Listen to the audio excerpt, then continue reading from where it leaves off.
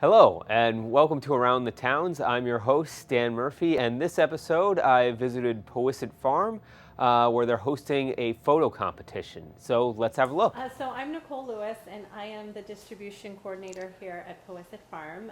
I basically manage the farm stand and the CSA distribution. And then you also sell vegetables to the public. We have a farm stand that's open during the same time as our CSA distribution hours. So anybody from the public can come and shop and buy whatever vegetables they want. Some people like to get this small share and then supplement what they like more of in the farm stand. In addition to vegetables, we also sell meat and chicken and pork, eggs. Could you talk briefly about the CSA? So the CSA is a community-supported agriculture program, and what that means is a family or a person can buy a share for the season, and then every week they come in and they pick up their vegetables based on what's being harvested that week.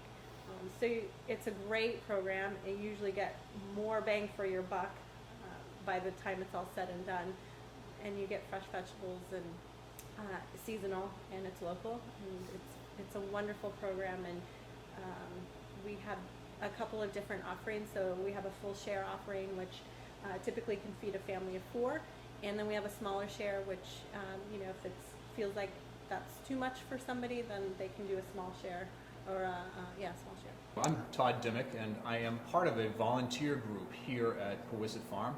And this group has been involved for a couple of years now in a lot of different ventures, mostly around programs like workshops in the kitchen, taking tours of the farm, getting engagement. It's all about engagement with kids and families and things like that.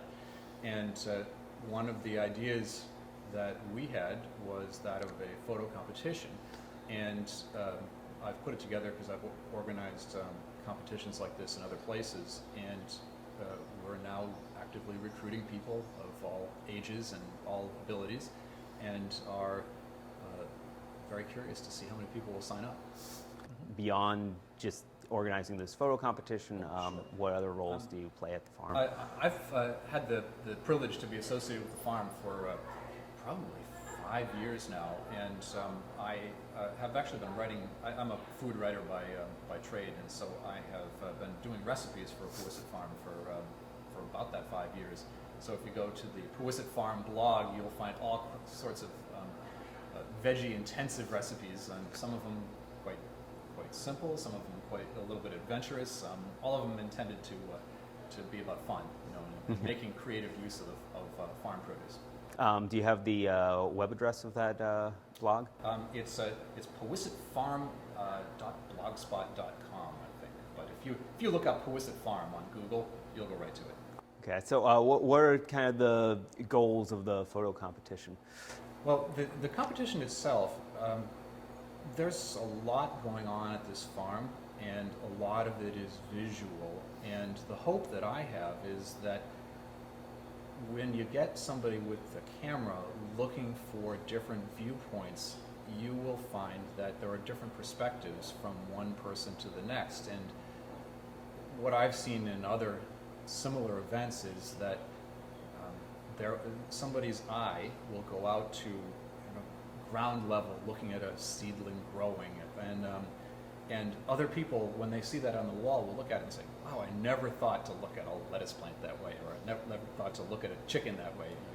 You can have a kid having a lot of fun with taking a photograph down from the ground, looking up, and the chicken looks like it's 40 feet tall, and that's very entertaining. It's looking at a farm, or it's looking at any place through a different perspective, and that's where all the value and all the fun comes from. And this competition is open to all ages and everyone? All ages. When it comes to deciding on winners, there actually will be both a youth contingent and an adult contingent, but nobody will know what the age is of the person they're voting for. The votes will take place by number. You'll be saying you like photo number 26 or photo number 18, and then at the end, I suspect that people will be surprised to find out that this photograph was taken by a kid or an adult, and that's part of the fun of it as well. Yeah. Okay. So you mentioned a wall. So how are these photos going to be displayed? Well, they are going to be on display in our new kitchen area in here, and the idea was to make the event as accessible as we could, and for that reason, they're not going to be framed. They're going to be mounted on foam core, and then put probably at eye level around the kitchen, so that people can look at them. There's no limit to the subject matter other than the fact that the photographs have to be taken on the farm. And I think you implied that all the entrants will be anonymous. Yes, that's actually really important. There won't be names on the front. You won't know who took what photograph, and so each photograph will be numbered, and people will be voting just by number. So I guess with the competition aspect, are there any sort of prizes for the winner, or is it just mainly bragging rights? Or there's going to be bragging rights. Entries. It's entirely possible, though we're fleshing this out as we speak. But it's entirely possible that there will be a prize of some sort of farm goods or a gift basket. Right. And one of the prizes, which is important in my mind, and I suspect in farm supporters, is the images might well be used in ways to support the farm, and things that come to mind are greeting cards, or maybe using them as prints, maybe even a calendar one day. And for photographers who are willing, it's entirely likely that some of these images might stay on display in the kitchen area. The kitchen area is brand spanking new, just opened last year, and it would really bring it to completion to have images that a number of the members took in and around the farm. The show itself is going to be taking place between June 20th, which is a Saturday, and the July 25th Saturday pickup date. So for roughly that month, the images will be on display, and we've been trying to figure out the most effective way to have the winner be decided, and it's going to be actually through public ballot. So when people come through, if visitors come into the farm, or if they come in to pick up vegetables because they're CSA members, they'll be able to come wander through, pick up a ballot, vote for their favorites, and then put it in the ballot box, which will be waiting there, and the winner will be decided at the end of that period. Okay, so the winner will be announced in late July, and what's the deadline for submissions? The deadline for submissions is mid-June. I've got the registration forms that are actually waiting for. So if anybody's curious, there are forms that they can pick up in the kitchen area of the Powissett barn, and the registration deadline is a week before the show opens. So let's say if it's the 20th, that would make it around the 15th. Okay, so people have a little bit of time to get these in. Absolutely. And I guess it's important to talk about what other things are going on at the farm as well. If you have any information. Well, and I certainly would want to underscore there's a very active, enthusiastic group of volunteers associated with the farm and the farm's educational programming. And one of those things is this photo show, but that's a brand new thing. And the kind of events that have been taking place over the past year are workshops, educational programs, a lot of things in this kitchen. Workshops related to baking and using everything's focused around fresh farm produce. And one of the things I should probably do is have you chat briefly with Nicole, who's our volunteer coordinator here, and who has a better handle on a lot of the programs that we have. Last season, the kitchen was finished, and which prompted us to start utilizing the kitchen and getting people here to use the space. And so this will be our second year. Okay, and how many cooking programs do you generally put on? Last season we had 4 per month, and each had like a theme, usually something that was in harvest or we were harvesting, and then something that's family friendly where we can get the kids involved, and then sometimes a specialty class.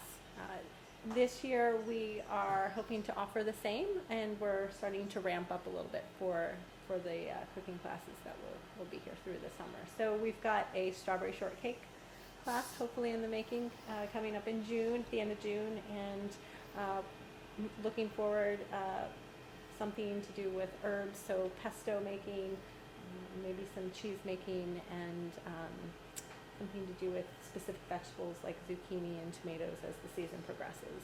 Yeah. And so how large are these cooking classes generally? How many They people vary. attend? Sometimes it's, a few people. Sometimes we've had, we usually cap out, I think, around 10 or 15, depending on the class and depending on if it's child, parent, child kind of thing. Okay, and are these programs open to all ages? They generally attract children, generally attract adults? It's a mix. So some classes are family friendly where we encourage the children to come with their parents. And some are offered in a later part of the evening time, so might be geared more towards grown-ups. But we try to get everybody involved and offer a little variety of so that all ages can participate in our programs. And are these just free to attend, or? No, they are usually a small fee, a Okay. nominal fee to participate, and that's to cover the cost of the Of course. ingredients or whatever we need. But they're typically a low cost, and they vary. It depends on the class and how long it is and what's being Do you have to be a CSA member to participate? Not at all. They're open to the public, so anybody can take the classes, and it's been a mix. So we've had people here that have never been on the farm and just heard about the classes, and then there are CSA members that are been with us for many years that are taking classes. So everybody is welcome. Okay. And then what kind of equipment do you have in the kitchen that's...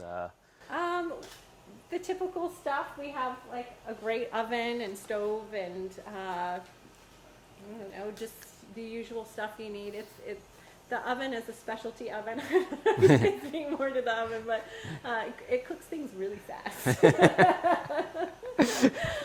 But it's not a microwave. It's a convection oven. Oh, thank you. That is, That's more that for is them. so far beyond in capability. The convection ovens that I have at home. It's pretty fast. It probably cuts 30 or 40% off of a loaf of bread. So it's a lot of fun to work with. Do you have a brief overview of some of the things that you actually do grow on the farm? Oh, what don't we grow on the farm? That would be a better question. I mean, all vegetables. It's vegetables, and then like strawberries, any other fruits. We do a few melons, but strawberries and fruits, or strawberries and melons, and then the vegetable just runs the gamut. I mean, even vegetables you probably never heard of. So it's different every week.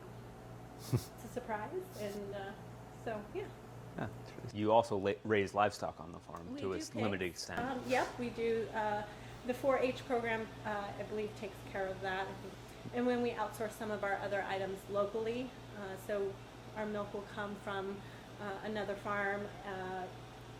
Same with the honey. We have a bee guy who brings us honey, and same with maple syrup. And so we outsource mostly locally, Yeah. and try to get things in. So the goal is that somebody can come in and shop here and not have to go to the grocery store too. And how large is the farm property that people can look at? Well, actually, I'm glad you asked that, because a lot of people think of the farm as the place where agriculture is taking place, just outside the door here from this barn. But that's only probably 5 or 6 acres. The farm itself is dozens of acres going back and joining into the woods behind there, and that's all fair game for the photo competition. So images might be of the farm, they might be of the farm animals, they might be of farmers or people visiting the farm. They might be the trails out in the back. So there's, while it's a limit, it's not very limiting. Great. Okay. Well, thanks. Is there anything else you think I should add? I would add that Powissett Farm is a treasure in town. I've been associated with it for years, and I've seen the delight that people take from coming here. Nominally, it's about going to pick up your groceries, but that's where the similarity to a grocery store stops. Going to a grocery store is a chore, and when people come here, they smile. It's almost like they're opening a present. I get zucchini, wow. I get garlic scapes, and I get tomatoes, awesome. And so you have a sense of a party going on when people come in here to pick up their stuff, and you see the passion really that the farmers bring to everything they're doing, and it's inspiring. I mean, we're fortunate to have this in our community, and I'm really delighted that I've been able to be part of it. My thanks to everyone at Powissett Farm, and good luck on those photographs.